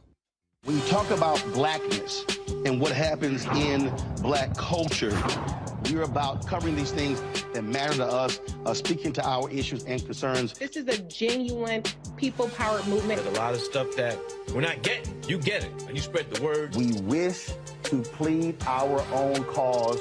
Too long have others spoken for us. We cannot tell our own story if we can't pay for it. This is about covering us. Invest in black-owned media. Your dollars matter.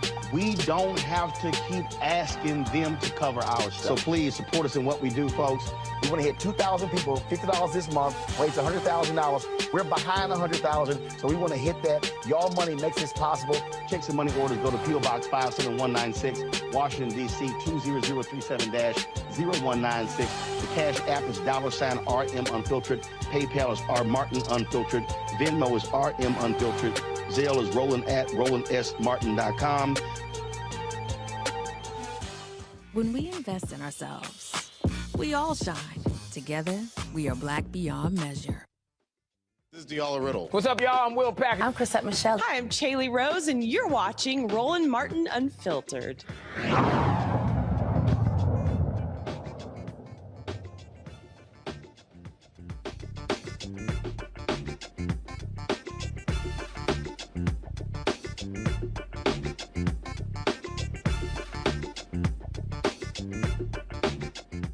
Doctors say both the mother and baby benefit from breastfeeding because it provides a lot of things like nutrition, immunity, and helps prevent diseases in both the baby and the mother. It also helps with depression, saves time and money.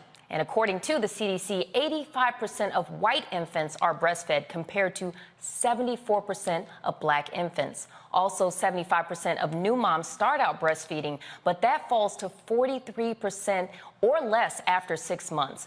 Well, today is the first day of the 10th National Black Breastfeeding Week, and we have joining us Monifa Bandali, the Senior Vice President and Chief Strategy Officer of Mom Rising, and she is here to tell us more and the importance of breastfeeding. Welcome to the show. Thank you so much for joining us. Hi, thanks so much for having me, and thank you for highlighting Black Breastfeeding Week. Exactly. Well, we know it's important, and we want you to share with us what is so important about this, especially for new moms, you know, who are trying to debate on whether they should or whether they shouldn't. So I'm going to let you take a deep dive into that.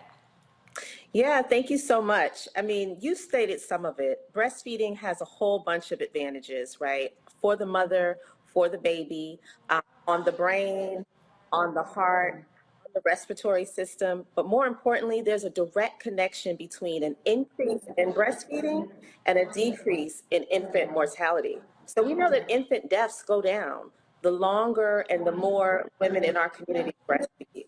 So this is critically important for both of us. And quite frankly, like you named, Black mothers are less likely to breastfeed than any other demographic group in this country, race or ethnicity. And why is that?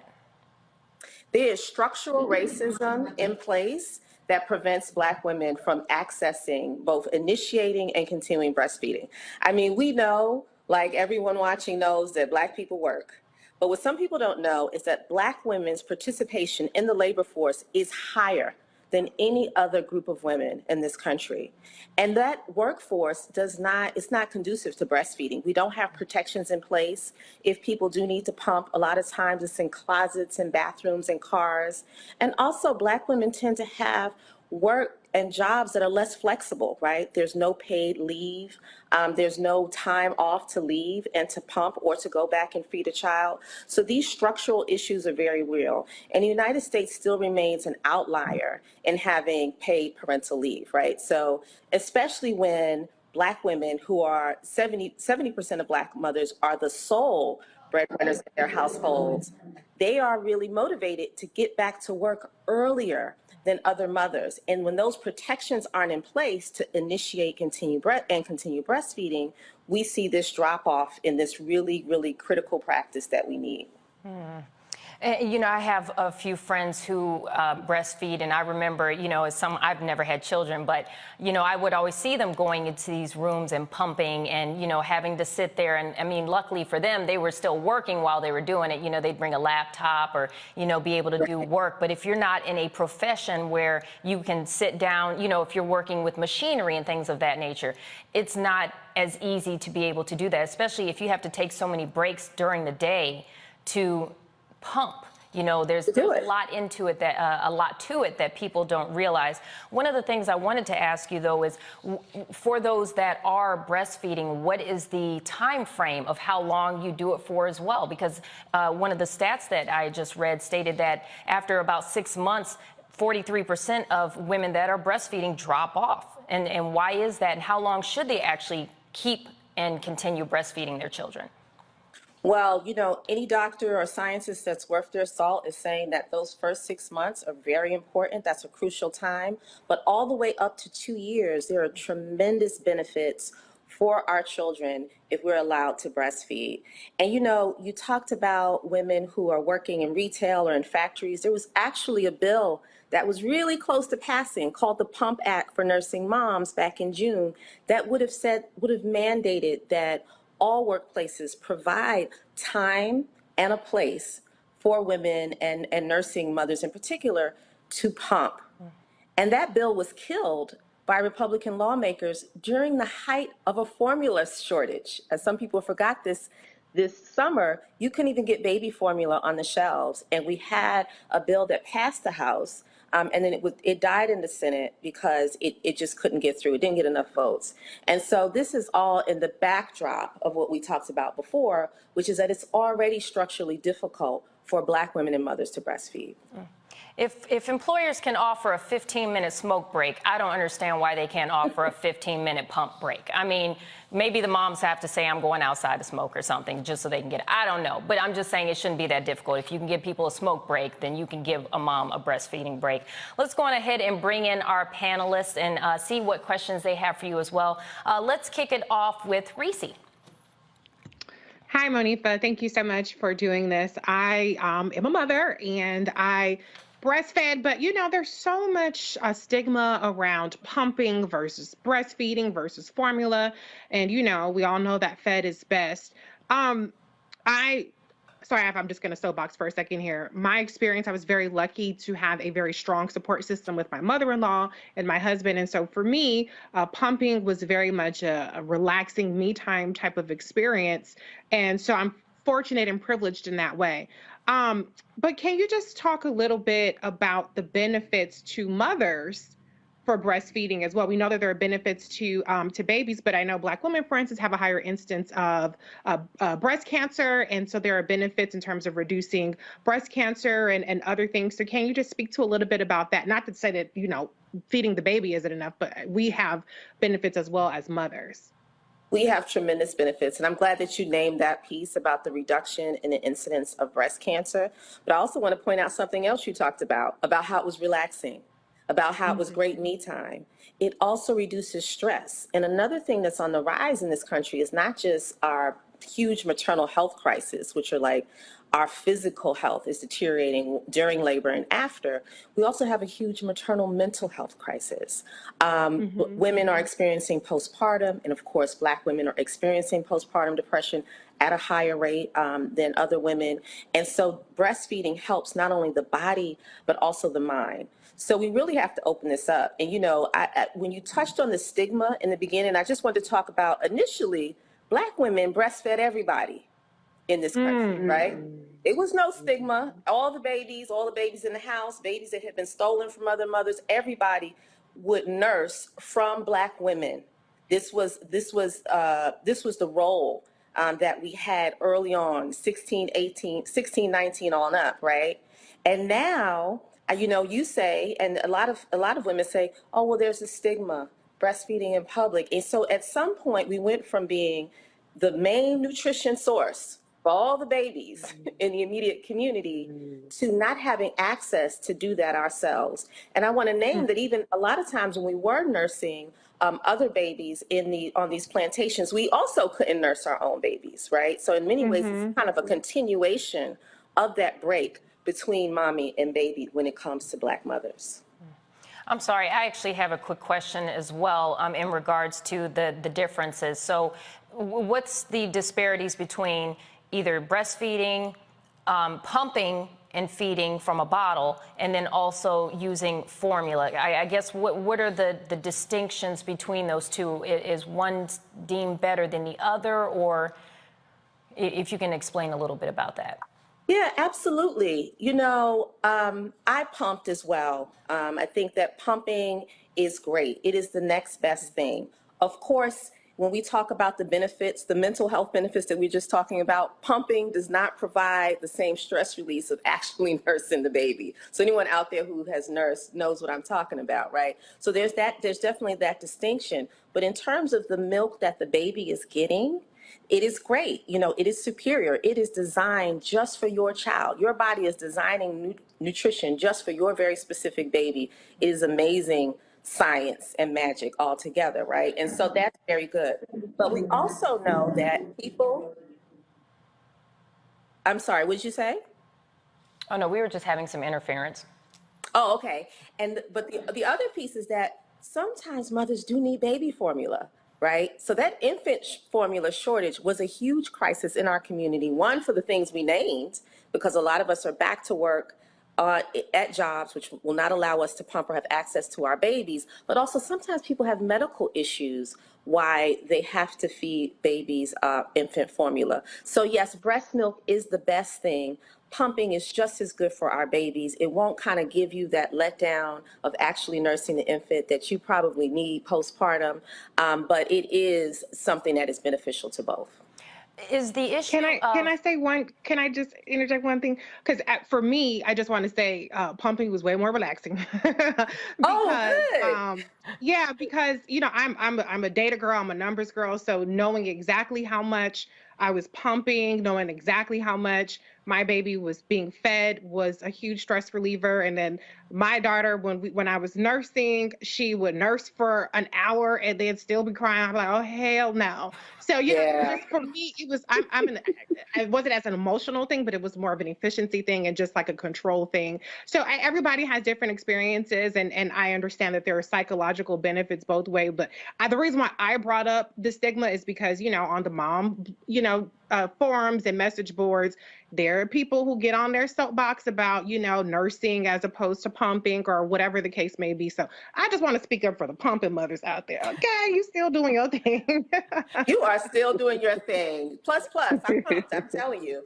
And during this week, Black Breastfeeding Week, we're highlighting all that, right? The pumping moms, the moms fighting to have access to breastfeeding. You know, this week was founded by an amazing Black woman, Kimberly Seals Ehlers of the Mocha Manual, the Black Mothers Breastfeeding Association, and Brown Mamas Breastfeed. So we've been like at the forefront of, as Black women, pushing forth this week for 10 years, but we are pushing forward all of the stories. There is no wrong answer. Monifa, a quick question for you. Would the issue of the child latching on, is that a big issue among minority women as well? And is that also impacting a lot of the reasoning for why a lot of minority women choose not to breastfeed? Absolutely. And in fact, one of the things that we name at Moms Rising is that we need greater diversity in the field of lactation. So when you go and you sit with an expert or you get a lactation consultant, it's very difficult to find someone who looks like you, who has the same cultural background, who speaks your language. And this is huge. And also we have something in this country called baby-friendly hospitals, right? And those are hospitals that have a gold star for helping moms to do everything from take care of baby to latch on to making sure they're having good birthing experiences and outcomes. And our communities are less likely to have these baby-friendly hospitals in them. So having access to these professionals that reflect us, we see that impacting whether or not Black women breastfeed. We haven't heard from Terrain.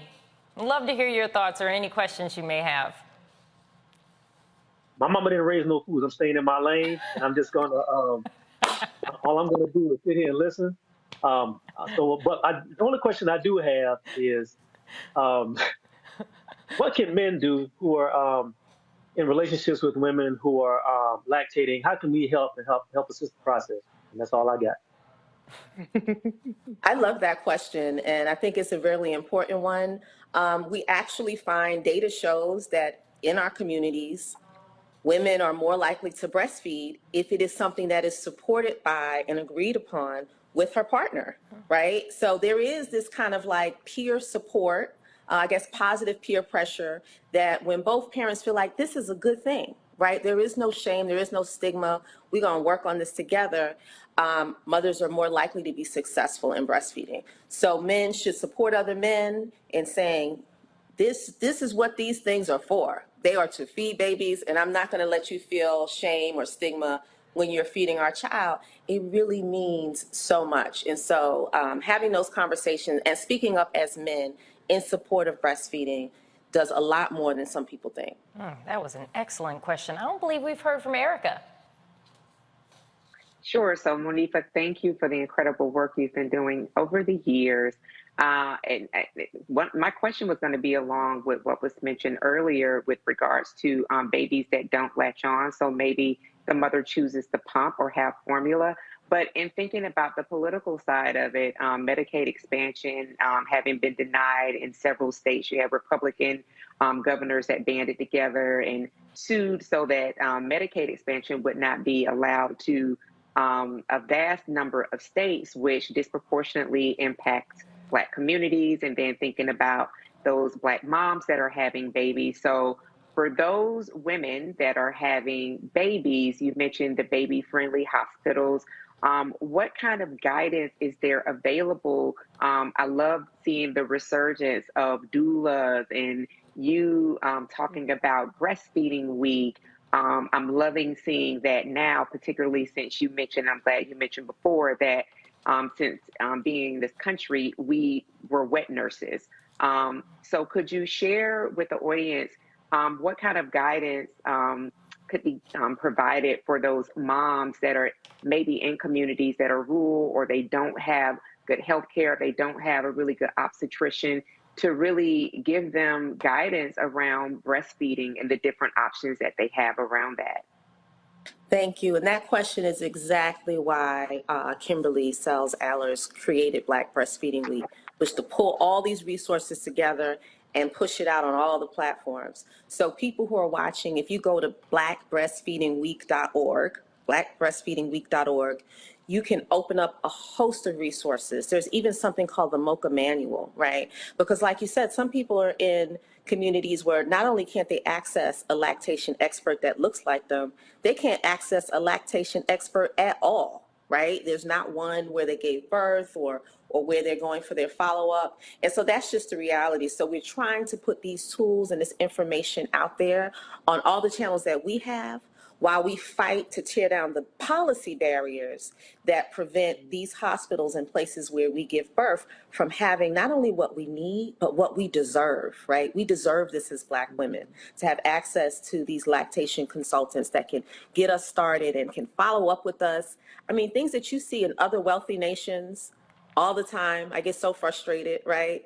Paid parental leave, childcare, doulas, midwives, lactation consultants. We should have these things. We deserve these things. But while we fight for them, please go to this website and see what kind of support is near you, or what some of the things that you can do just from reading and watching the materials there. Monifa, you actually made a good segue into the question that I had for you. I want to ask you, what are some of the events that are coming up this upcoming week, and how can individuals participate?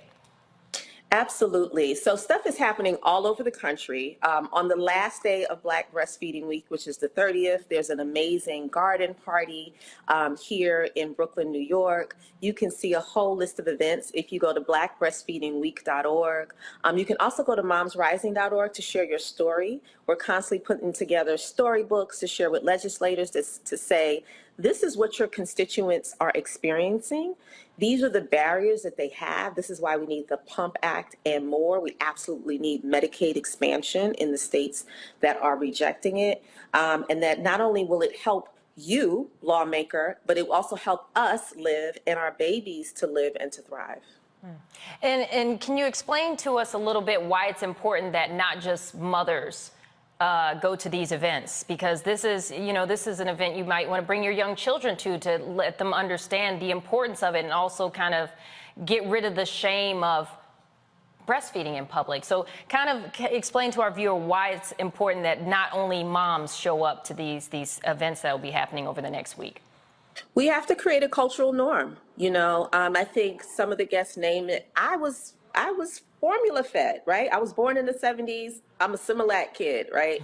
I mean, I was born during a time where women had to give birth, particularly my mother. She was a working woman like her peers, and she had to get back in a few days, and they would give women a shot, actually, to dry up the milk and send you home with a case of whatever formula that hospital had been marketed, right?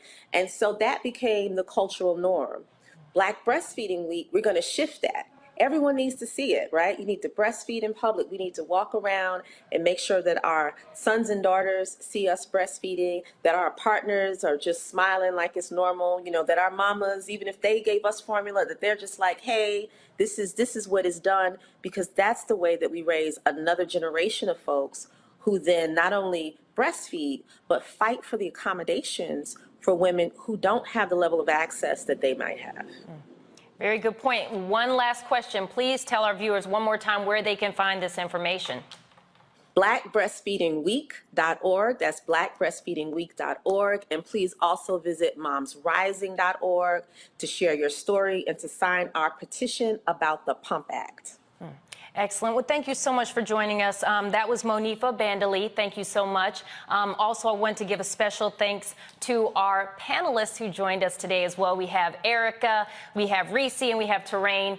They gave some great input and had some great questions for our guests. So I want to thank you all for joining us tonight. On that note, we do have to end the show. I know you guys don't want to go, but I have good news for you. There's a show tomorrow, so you can always tune in and find out what's going on and hear from our great panelists. But until then, you all have an absolutely wonderful night, and I'll see you all tomorrow.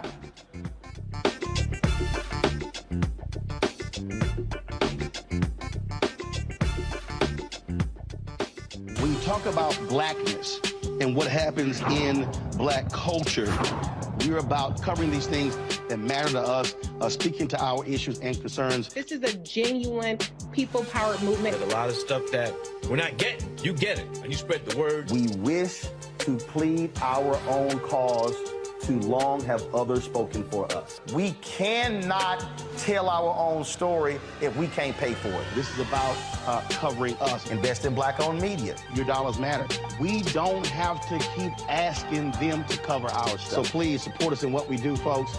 We want to hit 2,000 people, $50 this month, raise $100,000. We're behind 100,000, so we want to hit that. Y'all money makes this possible. Checks and money orders go to P.O. Box 57196, Washington, D.C. 20037-0196. The Cash App is $RM Unfiltered. PayPal is R Martin Unfiltered. Venmo is RM Unfiltered. Zelle is Roland@RolandSMartin.com.